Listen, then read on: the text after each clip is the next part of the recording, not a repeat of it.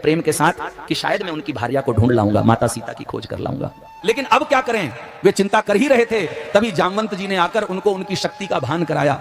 उनको बताया कि हनुमान तुम परम बलशाली हो, एक बार तो तुमने छलांग लगा के और आसमान में उड़ गए और सूर्य को ही निगल लिया था, और जब देवताओं ने तुमसे पुकार कर ही प्रार्थना करी तब तुमने दया करके सूर्य को मुक्त कर दिया। तुम्हारे अंदर इतना अतुलित बल है कि तुम चाहो तो एक छलांग में इस पूरे 100 योजन के समुद्र को पार कर सकते हो। हनुमान जी को अपना बल याद आया, जो वो ऋषि के श्राप के कारण भूल गए थे। हनुमान जी ने छलांग लगाई और छलांग लगाते ही जो है लंका पहुंच गए। लंका में माता सीता को ढूंढने लगे, बहुत ढूंढ लिया, लेकिन ढूंढने के बाद, खूब परेशान होने के बाद भी उन्हें माता सीता का भेद नहीं लगा। अंततः वो जब घूमते हुए जा रहे थे इधर उधर देखते हुए, तो एक जगह से आवाज आई, राम राम राम राम। उन्होंने कहा, लंका निश्चर निकर निवासा, यहाँ कहां सज्जन करवासा, कि लंका तो राक्षसों की नगरी है, यहाँ पर राम नाम जपने वाला संत कहां से आ गया। तो विभीषण जी बाहर आए और विभीषण जी ने उन्हें बताया कि माता सीता अशोक वाटिका में है।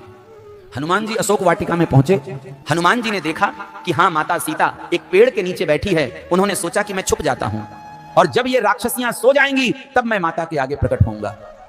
लेकिन वो सोच रहे थे कि मैं किस प्रकार से उन्हें संदेश दूं कि मैं आ गया हूं।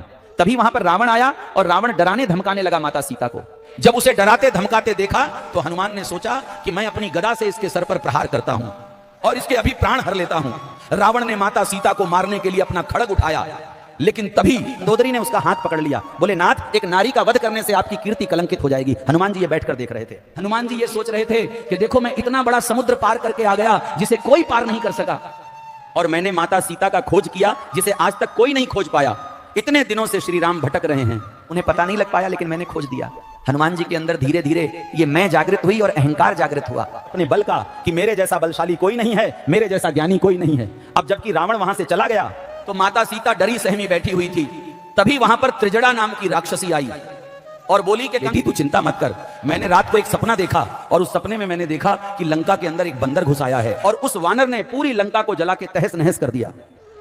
हनुमान जी ने जब ये बात सुनी तो उनके अंदर जो अभी तक अहंकार भरा आया था कि मैं सबसे शक्तिशाली प्रभु के सारे काम मैं ही करता हूं, यदि मैं ना होता तो कौन माता सीता का पता लगाता, मैं ना होता तो कौन 100 योजन का समुद्र पार करके यहां पर आ पाता, क्योंकि यहां आना बाकी सभी के लिए असंभव था, केवल मैं।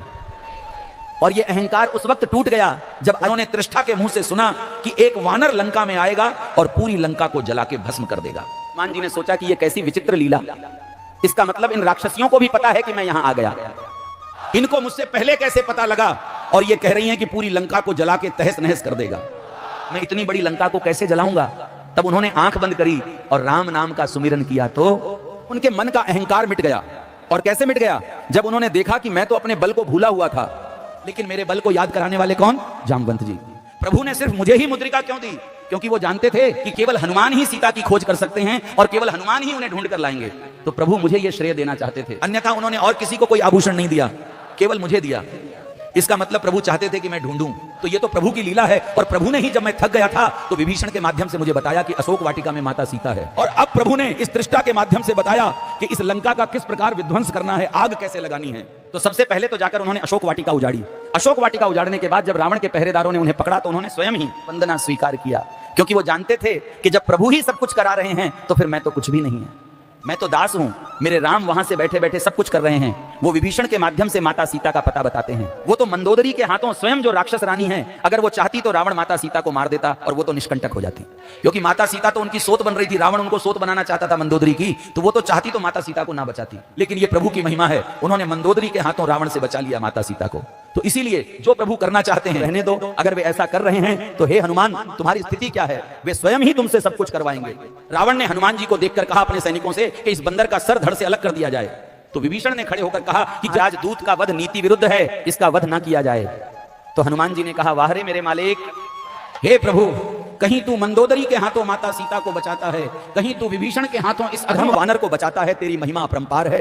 अब तो मुझे पूर्ण यकीन हो गया कि जो भी कुछ कर रहा है तू ही कर रहा है, और मेरे अंदर जो अहम जागा उसके लिए मुझे क्षमा करना, उसके लिए मैं लज्जित हूं। रावण ने कहा, तो ठीक है, इसकी पूंछ अग्निदेव का स्पर्श कराकर भस्म कर दो। हनुमान जी ने कहा कि राजन, मुझे आपका दंड स्वीकार है, और मन ही मन विचार किया, वाह मेरे मालिक, मैं कहां तेल बोरी कपड़ा ढूंढता फिरता है। जब त्रिष्ठा ने कहा कि एक वानर सारी लंका को जलाएगा, तो मैं सोच रहा था ऐसे कैसे मैं जलाऊंगा इतनी बड़ी लंका को, लेकिन आपने तो स्वयं ही सारा प्रबंध कर दिया। और हनुमान जी ने जय श्री राम कहते हुए कूद लगाई और सारी लंका का विनाश हो गया। और जब वापस पहुंचे पूछ बुझाकर, तो माता सीता से चूड़ामणि लेकर श्री राम जी के पास वापस आए और जब श्री राम ने पूछा कि हनुमान बताओ तुमने क्या क्या कौतुक किया, तो हनुमान जी रोने लगे कि प्रभु मुझे क्षमा कर दीजिए, मैंने कुछ भी नहीं किया। मेरे मन का यह मिथ्या अहंकार था कि मेरे से बड़ा कोई शक्तिशाली नहीं, मुझसे बड़ा कोई राम भक्त नहीं। लेकिन मैंने जाना कि इस अधम के ना होने से भी आप सब कुछ कर सकते हो। आप स्वयं यहां बैठे बैठे मंदोदरी के हाथों माता सीता को बचा सकते हो, आप विभीषण के हाथों मुझे बचा सकते हो, आप त्रिजड़ा के हाथ हो माता सीता तक संदेश पहुंचा सकते हो, आप विभीषण के हाथ हो मुझे यह बता सकते हो कि माता सीता कहां है। यह सब कुछ आप ही ने किया है, इसमें मेरा कोई वो नहीं है। मैं लज्जित हूं अपनी सोच के ऊपर, मुझे क्षमा कर दीजिए। तो हनुमान जी को हृदय से लगा लिया श्री रामचंद्र जी ने।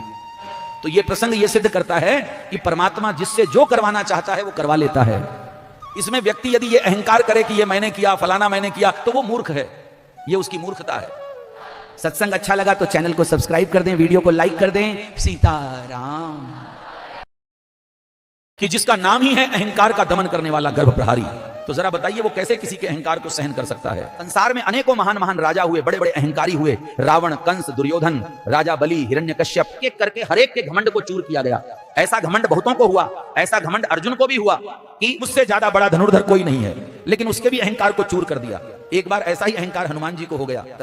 लोग कहेंगे हनुमान जी, क्या हनुमान जी को भी अहंकार हो गया जो स्वयं राम भक्त हैं?